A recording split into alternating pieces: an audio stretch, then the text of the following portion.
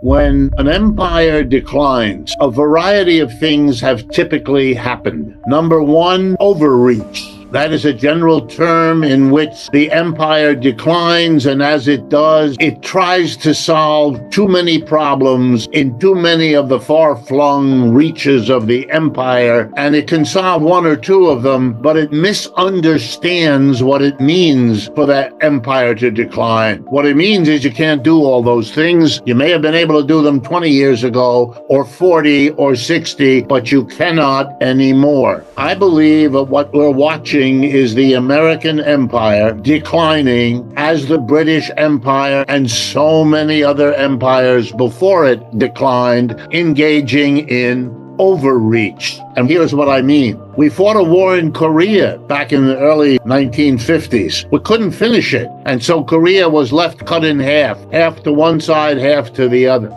In Vietnam, we tried the same game with an already split system, because the French weren't strong enough to prevent the cutting of the country the way it happened, and the United States failed again. Only this time the failure was no split country left. Vietnam became a unified country under the leadership of Ho Chi Minh, the leader of the Vietnamese Communist Party. In Afghanistan, we were defeated again, and the country is now run by the Taliban, which was the ostensible enemy. I could go on, but I won't. I'll draw the conclusion. You can't do what it is this country sets out to do. It's not within your power. It may have been after World War II. We really were at the top of the mountain at that time. And there's an argument that we were for the rest of the 20th century. But you cannot make that argument now. The dollar is everywhere, becoming less and less important. It was once as good as or better than gold in the central banks across the world. It isn't anymore. It's barely half their reserves, down from much, much more than that. More and more trade is conducted not in the dollar as it once was, but in other currencies, not just the euro, but also the Japanese yen, Chinese yuan, and so on. What's my point? Israel is an outpost of the United States empire. It was literally the creation of the British Empire beforehand, and it was handed off from a ward, if you like, of the British Empire into becoming a ward of the United States Empire. Israel exists because the United States supports it financially, economically, politically, culturally, and militarily. Never more so than right now. Can the United States afford to do that? My answer, and I believe this is the majority view in the United States, is a resounding and a clear no. And the reason for that is there is no end in sight.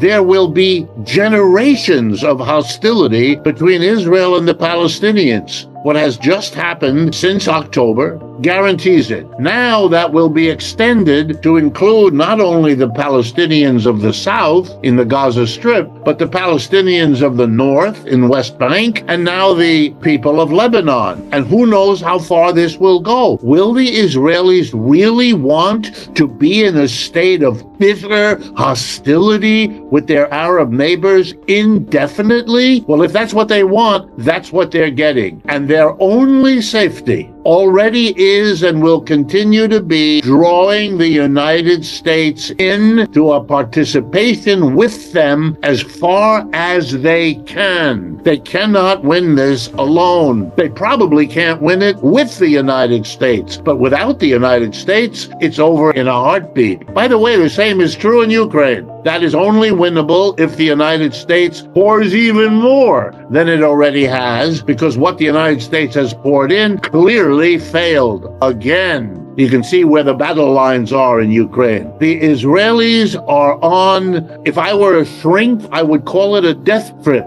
There's something here that is really so far out of the range of a reasonable policy that you begin to wonder what kind of mentality would keep going in this direction.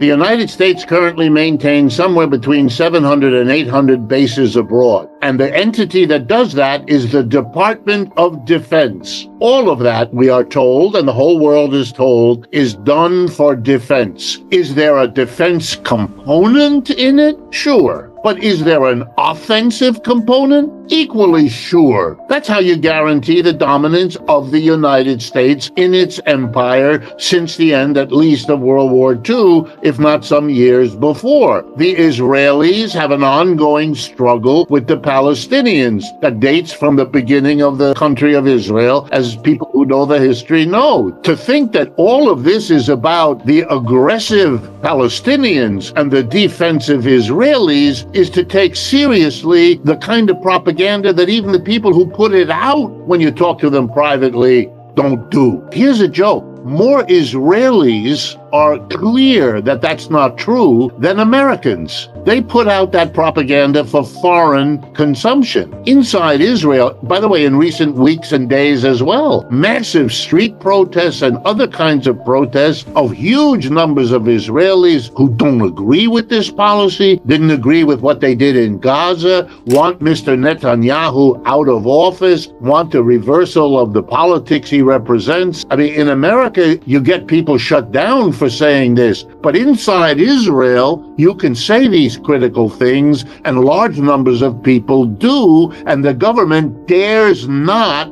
shut it down.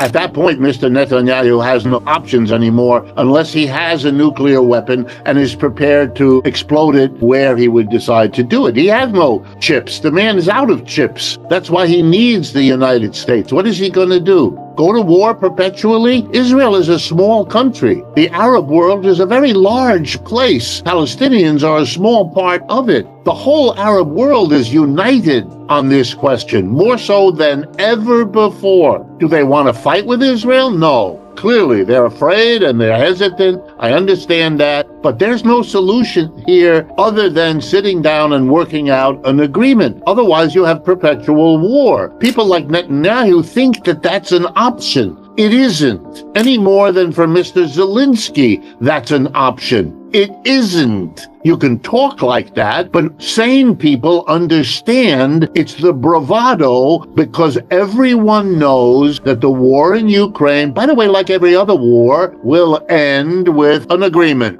It'll maybe a very lopsided agreement. That's being decided on the battlefield. And then the question is raised, which I raise as a human being. Do you really want to destroy, to kill, to poison the relationships of human beings to the extent you are doing while you work your way to sitting down for the agreement you know has to happen? Mr. Putin in Russia made clear, and ironically, he was quite right. He said, the deal that I can make with you, Mr. Zelensky, is much better now at the beginning of our hostilities than it will be if we fight. And that's what's happened. Now they will be much poorer. Mr. Zelensky can't face it. In the end, that will be the heritage, the inheritance of the Israelis that are left. A legacy of hostility and bitterness that I would not wish on the Israeli people, even though they are in the end responsible for it. It is an extraordinary situation. And I'm not arguing where the rights and wrongs are. My guess is they're very nicely distributed on both sides. That's not the question.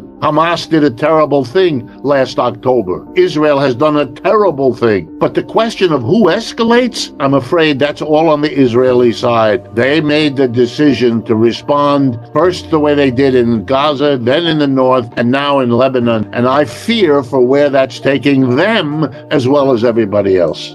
The course of action is the one they should have followed 2 years ago, 6 years ago, 10 years ago. I understand the impatience you have and others. Okay, we can't go back and rewrite history or replay the game. I get it. But you're going to have to stop somewhere. How many losses in a row are you going to take? The Russians have shown the world something I didn't believe was true. that they have a very powerful military apparatus, not just the ground troops and all of that, but the ability to ramp up the production of missiles and planes and bombs and drones on a scale I did not understand. And I follow this stuff a lot. And it's true of the people who I rely on for information. We're all sitting here amazed. The message is a little too late to tell everybody, oh, you don't have to worry. The United States told Mr. Putin, you can't do it, you can't do it. He did it. The reality is out. You told the Israelis, look, you have to work something out. They gave us the finger, if you like, and we're stuck now with really unpleasant decisions of the sort you've perfectly nicely laid out. If the Israeli IDF invades Lebanon, there will be very quickly in the United Nations a virtually unanimous votes, excluding the United States, Israel, and maybe one or two little islands in the Pacific, who will vote in favor of the Israeli-American position, and the rest of the world will vote against it. How are you going to strengthen the argument in the world that what the United States is doing in arming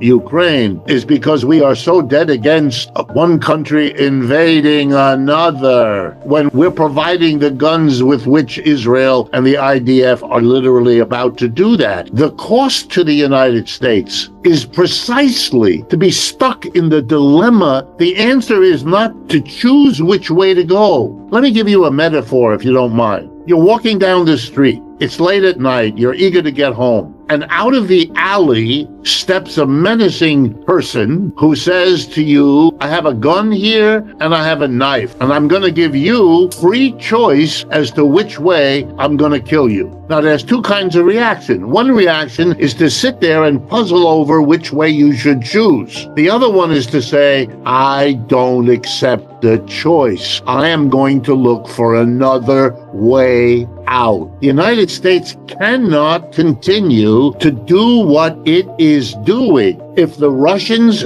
given who they are and their size and their power, if they want to rework the boundaries of their situation in Europe, you got to sit down and try to work that out. And it's the same with Israelis and the Palestinians. I understand that the negotiation is difficult, but going into more war is not only not a solution, it's the one that's already failed, piling on more. You know, it's like that sorry political candidate who believes that every time a criticism is made, you double down and do more of it.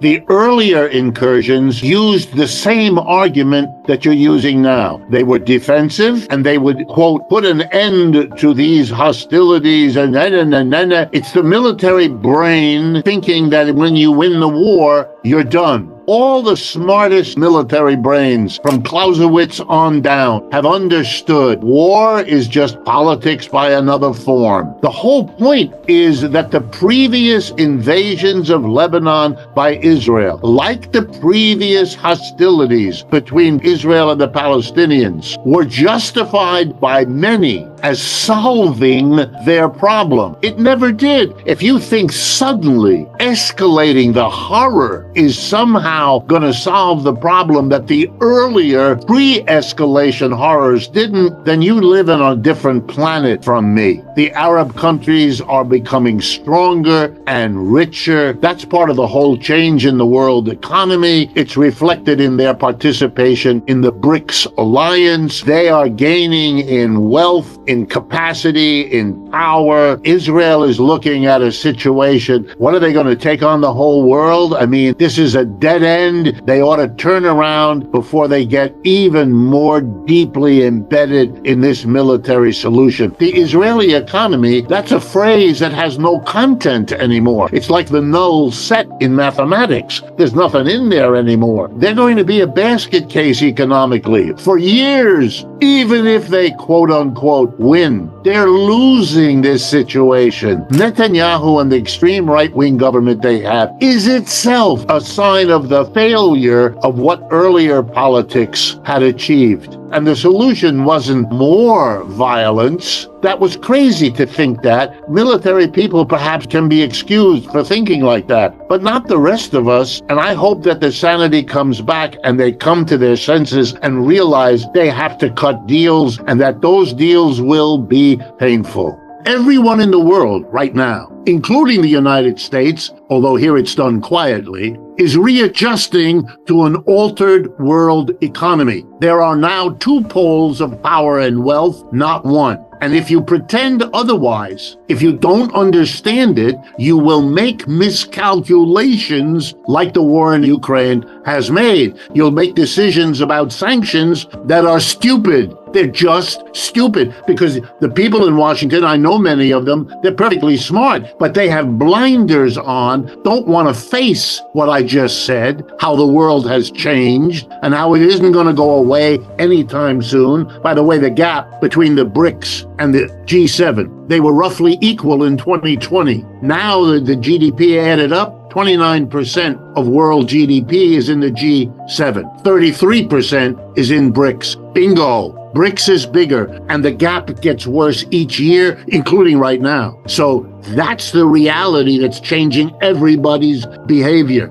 After World War II, the dollar became virtually universally recognized as the global currency, basically playing the role in the world that once was played by the British pound, say in the 19th century or early part of the 20th. Central banks in virtually every country held as reserves to support their own currency, gold and the dollar, leading to the very famous phrase, the dollar is as good as gold. Yes, exactly. Saudi Arabia and the oil countries adopted the program of selling oil around the world to any buyer, but only for dollars, and then parking those dollars in New York City banks or in U.S. treasuries. It became the focus, and there are enormous benefits to that. The United States, for example, was able to pay for the goods and services produced around the world, the French wine, the Japanese computer, the fill in the blank, by sending them dollars. Unlike in other countries, those dollars didn't come back to buy goods and services here. They held on to the dollar because it was useful to them to do so, which means that for 50 years, the United States was able to consume the produce of the world and gave them in exchange little green pieces of paper, our currency that cost us nothing and are worth, per se, nothing. The benefits of doing this were incalculable. I mean, you couldn't explain American economic well-being in the last 70 years without the role played by the dollar. That's all gone. Today, central banks around the world, depending on the numbers you use, hold reserves only 50% in dollar, instead of the 80 or 90% that was the norm as little as 20 years ago. And so the symbolic meaning of that is enormous. The financial meaning, the real consumption, all of that. Inflation means that prices in general are going up. Not all of them the same rate. Some of them can go down, but the general direction of prices is up. That's all the word inflation means. Okay, step 2 in the logic. If rising prices are an inflation, the next question is, who determines the prices? Answer: employers determine prices. Everyone listening or watching this program knows that if you're an employee, you've never been called into a room to participate in setting prices. That's done by the boss. That's done by the corporate board of directors, the leading managers. It's a tiny group of people. In our country, the U.S. Census Department lists employers 3% of our population. The other 97% are not. Let's be honest. 3% set the prices, 97% pay them and don't set them. Okay, there's no democracy in an inflation. A tiny group of people never elected to the job, which doesn't exist. It's simply understood that if you're an employer, you set the price. You raise it, you lower it, you keep it the same, your business. Okay, so when inflation means employers made the decision. Why did they raise prices? Answer: the same reason they do everything else, to maximize their profits. That's what makes a business successful. So we can answer the question, an inflation happens if and when employers see profit in raising prices. So they do. Okay, that means that inflation is a profit-driven phenomena that hurts the rest of the people who have to pay more for what they used to get for less. and it's great for profits because that's why it's done. All right, the minute you understand that, then you understand that we live in a system whose economic arrangement is the opposite of democracy. We don't democratically decide what things are going to cost in the store. We never did. We have an autocracy. We have an authoritarian economic system that gives a tiny percentage of the people control over the prices we all pay. When they run an inflation, and when we have a mass of people complaining about it, and that's been the United States in the last 2 years, we turn to an institution set up for this called the Federal Reserve, our central bank. And if you look at the charter of the central bank, one of its jobs is to maintain price stability. So right off the bat, when we have an inflation, we know that the Federal Reserve has failed to do one of the two things it was asked to do. So what does the Federal Reserve do? In the case of the United States in the last 2 years, it raises interest rates. Now, for the mass of people, this makes a bad situation worse. In addition to rising prices of my breakfast cereal and my haircut and my computer program, I now have to pay more on my credit card because the interest rate on my balance has just gone up. So this is a solution that makes the problem worse. So I'm here to tell you that it's not the only solution, that the Federal Reserve, in acting in that way, shortcut what should have been the debate. How do we deal with the inflation that the employer class has imposed on us? And we might have then remembered, and I remind people, we might have remembered that a conservative Republican, Richard Nixon, on the 15th of August, 1971, confronting an inflation then, made the following decision, which he announced on TV. As of tomorrow morning, any company that raises its price, we will come for you, we will arrest you, and we will throw you in the clink. And any union that raises your wages or tries to, we will do the same. He declared what came to be known as a wage price freeze. Did it stop the inflation? On a dime, right away, real quick. Did it raise interest rates? No, it chose an alternative policy. We live in a country which not only did not do what it did a few years ago, but acted as if there was no option, that the raising of interest rates was the universally accepted only way to stop it. For people like me, let me assure you, I sat there stunned. Even I'm used to this. And let me add a personal note. I went to the same graduate school and got my PhD from the exact same faculty that granted it to Janet Yellen. She's a classmate of mine. I know what she knows. I learned it from the same professor, reading the same books at Yale University at the same time. So there I'm watching a woman who I know knows the same thing I was taught about inflations and interest rates and wage price freezes, which, by the way, have been used all over the world in many countries over many, many decades. So we have lots of experience with that tool to fight inflation. But we live in a country that can't face most of its economic problems because they too function as distractions from these kinds of real issues. A few years ago, we had shortages. We couldn't get toilet paper. We couldn't get medicines of all kinds. We have shortages right now. The most popular nonsense spoken about shortages in the past was, ready? Supply chain disruptions. Okay, that's a euphemism. That's another way of saying shortages. Now, I can show you shortages across the board, all over the place, virtually every year since 1971. To assign to shortages some sort of role as evidence, at the very least, you'd have to show me that there were more shortages during a time of wage price controls than there were during all those years when there weren't price controls. Let's be honest. Every policy designed to solve any problem turns out to have strengths and weaknesses. Look, I'd be the last one to argue that a wage price freeze didn't have all kinds of problems, not particularly the shortages.